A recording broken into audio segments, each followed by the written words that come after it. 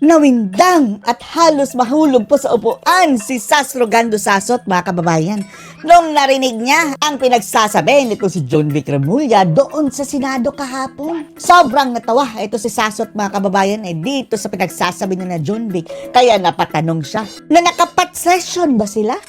Mayroon bang nangyayaring singhutan? Yan ang tanong ni Sas Rogando Sasot dito sa core group, mga kababayan. Ang sinasabing core group dito si Sas Rogando Sasot ay ang kanyang basihan, mga kababayan, ay yung pag-amin na mismo ni John Vic Remulla doon sa interview niya sa Bilyonaryo na ang mga ito daw ay si Anyo, si John Vic, si Bangag at si Gibo. Panoorin niyo po. Ano ba nangyayari sa core group? May pot session ba? Grabe, baka matrouble ka niyan, Sasa. Nagtatanong lang naman siya. Yes or no? May pat session kayo, sabi ni Sas Rogando Sasot, mga kababayan. Baka may sigutang nangyayari. Si Sas ang may sabing yan. Anyway, so nag-deny si Anyo, naghugas siya ng kamay, hindi raw siya kasama sa core group na sinabi ni John Vic Remulla. Nagresulta na ang kadaldalan ni John Vic Remulla, mga kababayan. Grabe, no? U-turn talaga ang kanyang mga mga kababayan, sinasabi ngayon. Taliwas nung interview niya sa Bilyonaryo. So, ang problema kasi dito, bakit ngayon mo lang dininay? Tapos, ang sinabi pa ng yung mainstream media naman ngayon, ang pinapalabas nila, kumakalat lang daw yun na balita. Hindi. Wow, kumakalat na balita! Ano yun? Fake? Hindi ba yun si John Vic? Sino yun kung gayon? Po kami ang nagpapakalat ng balita. Ang nagpakalat po noon ay si John Vic Remulla. In-interview po siya ni Pinky Webb. Nagtataka nga tayo, mga kababayan, na bakit nilalabas ito ni John Vic Remulla? Kaya napatanong si Sas nagpat session ba kayo? Mayroon ba nangyaring singhutan? Dahil mga sensitive iyon na information, mga kababayan, ha? Si John Vic and his big mouth, pinahamak niya ang kanyang sarili. At nung napunta sa Senado, mga kababayan, biglang nahimasmasan at biglang kambyo. Dahil matutrouble siya sa kanyang mga pinagsasabi. So, kayong mainstream media, halatang-halata na nagiging PR kayo, damage control kayo ng gobyerno ni Marcos. Talaga. Yan ang tatatak sa inyo sa history nito. Kayo ay damage control ng gobyerno ni Marcos. Okay lang sana, mga kababayan Sige, hayaan natin yung mainstream media. Pero, wag nilang pakialaman itong social media. Ang media ng mga tao, mga kababayan. Ngayon, hinahunting nila. Grabe. Andun ngayon sina Attorney Trixie, mga kababayan, at ilang mga vloggers sa Kongreso. Sana nga lang, mga kababayan, hindi makukontempt ang mga ito.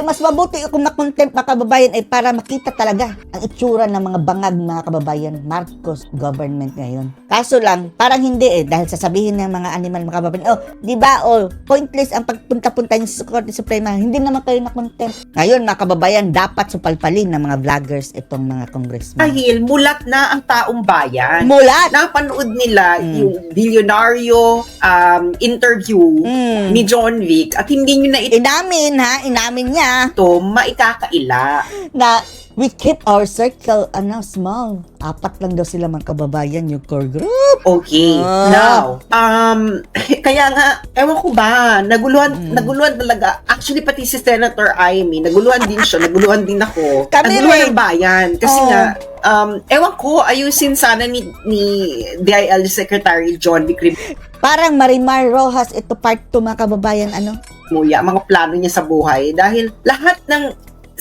parang wala ata nag-agree sa kanya na may core group, pero may core group daw, sabi niya, tas dininay niya, sinabi niya, wala siyang sinabing planning, ganyan. Wow, walang sinabing planning. Umikot-ikot na tayo. Kaya, hindi namin nangyari lang? Biglang nangyari, walang plano-plano? Imposible. alam nga yung ng taong bayan kung ano ba nangyayari sa core group? May pot session ba? Ay, pot session ba kayo? Grabe si Saso. Nagtatanong lang siya, ha? Baka may singutang nangyayari. Tanong na naman din. Baka may singhutang nangyayari. Hindi naman sinabi ko ano sinisinghot. Malay namin, sinusinghot ang utot. Kaya nakalimutan niya na yung plan. Nakalimutan, biglang nagka-amnesia, mga kababayan. This is too good to be true. Talaga. Isang kaululan na talaga ang pinagagawa nila mga kababayan. Ano, grabe. Harap-harapan ng pambabalahura. Pagsisinungaling mga kababayan eh. Huli na ha, in 4K. Nabalita na nga sa TV, tapos biglang deny to the max Yung mga ang kababayan. yabang-yabang mo sa interview mo na may core group, tapos biglang, wala na core group? Wala na. Kasi hindi mo sinabi, pero, merong roll VTR. Roll Iba na VTR. ngayon, lahat ng ginagawa natin sa social media, may roll Recorded. VTR. Hindi mo madi-deny. Wow, VTR, videotape recorder. Di ba? Ano bang feeling Wala nang VTR nyo ngayon. ngayon? Roll digital. Do you still think that we still live in the 90s? Correct. Or in the 80s or in the 70s ng panahon ng tatay Akala nila walang social media. ni Bongbong na Bonggang, traditional media lang ang source ng information ng mga tao at kaya pwedeng kontrolin. John Vic, 2025 na. Kumusta na pala yung mo, friend, na si Liza Marquez? Ilabas si Liza. Gusto namin kumustahin si Madam. Hindi mo, kung nakakalimutan mo, hindi ba? Okay. Now, ito na. Isa na tong meron pang isang bongga. Okay. Ipapakita ko lang to kasi gwapo na naman ang involved. Kaya ako talaga, guys, pag gwapo, Sino? masyadong Si Tore! Huwag mo sabihin si Tore! Diyos mio. Papatay namin ang TV o ang computer namin kapag si Tore nang sinasabihan mo ang gwapo.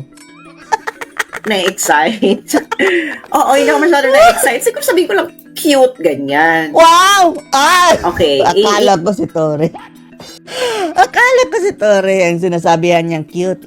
Ito pala walang silbi sa amin ang cute. Kahit ikaw pa ang pinaka-cute sa buong mundo kung pinagagawa niyo is injustice. Basura ang tingin namin Ako lang sa ito inyo. sa inyo. Naalala niyo si Goping. Okay, si Goping. Huwag kang magpabighani dyan, Sas. Ang dami pang cute dyan. Maganda pang ugali. Si Goping, siya ay si Asek Miko Clavano. Siya Isa pa yan. ang spokesperson Isa ng pa yan. Department of Justice. Ayan, Ang mata mga kababayan, parang mata na rin ni na Sandro. sabi niya, ang naging role namin ay competent judicial authority to attest na lahat ng proper processes ay ginawa. Kasi di ba, Liars. Pati trabaho ng korte mga kababayan, kinuha na nila. Kailan kayo naging Supreme Court? DOJ, although DOJ kayo may pangalan na justice, pero under kayo sa executive. Ang inyong amo ay si Boying Rimulya, which is appointed by the President, the Executive ilang Department. beses na tayo doon paulit-ulit. Ayon sa Article 59, competent judicial authority. Kailangan, pagka-aresto kay Digong, iharap siya sa competent judicial authority. Ako ang una nagpasiklab nung Paano naging competent na inamin ng mga mismo ni Boying Rimulya na failed ang ating justice system dito pagdating sa droga? Na ironically mga kababayan, yung anak niya na sumabit sa kaso din sa droga. Ayun, absuelto. Mabilis pa sa alas 5. issue na yon, Article 59. Yan ba ang failed? Parang failed na nga mga kababayan dahil absuelto After nun, bigla na nagkabale-balentong ang Malacanang. Kung ano Pati si Karen Espinosa na umamin, nakalabas. Si Laila de Lima na dawit sa issue ng illegal na droga, nakalabas. Si Mabilog ngayon mga kababayan, bidang-bida. pinagsasabi. Si aking favorite na Claire Castor na very cute and very humorous. Cute. Sabi niya, ang korte Hindi humorous, nakakatawa sa kanyang tila ng kasyunahan. Netherlands, local Dutch court, ang mag-a-assess kung tama ang pag-aresto. No, bakit hindi nangyari? Siya nga, abogado ba si Castro? Sabi niya, ang Dutch court na ang local doon. Ay, Diyos mio. Isang kabangagan. Sabi niya, yun ang competent judicial authority. Ngayon naman, itong si Asek Miko Clavano, iba naman ang sinabi. Sila nag-claim na sila. Nag-claim na si Miko Clavano na sila yung competent judicial authority. Noong panahon judicial na yun. na sila. Okay, so naging issue ngayon ito sa hearing. Okay, so eto na.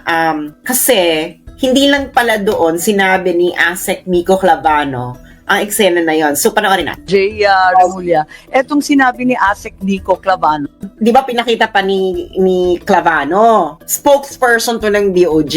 So, ibig sabihin, nire-recognize niya. Pero inako na lang niya na yung DOJ, yung Competent Judicial Authority, hindi nga sila ang Competent Judicial Authority. Kasi nga, according to DOJ Remulla, hindi naman daw hukom ang DOJ. Correct. So, tinanong diba? ni Amy Nagkagulo-gulo na ang mga ugok ng mga kababayan. So, ano to sinabi ng spokesperson nyo? Ang sabi ni Remulla, Ganyan talaga mga kababayan kapag nagsisinungaling, may pinagtatakpan. Iba-iba ang mga sinasabi dahil hindi nag-coordinate. ang sabi ni Remulla, Kanya-kanyang ano lang daw palusot. yun? Figurative. Figurative Figurative. ang pagkakasabi ng spokesperson Kasuhan mo! ng O, DOJ. kung mali. Ano ibig sabihin po ng figurative? Ibig sabihin, ano lang daw to? Oh, meaning fake news mga kababayan. Oh, tuburan ng fake news ang mga Figure speech. Hindi lang literal. figure of speech. Tapos yung figure of speech, yung PRRD, ginawa niyong issue. Kung sinabi ni DOJ spokesperson Clavano. Na animal. Oh, anong masasabi niyo dito mga kababayan na nasabi ni Sastro Gando Sasot na mayroon bang nangyayaring singkutan? Nag-pat session ba sila? Tanong lang yan ni Sastro Gando Sasot mga kababayan. Ano masasabi niyo dito? Post or comments below.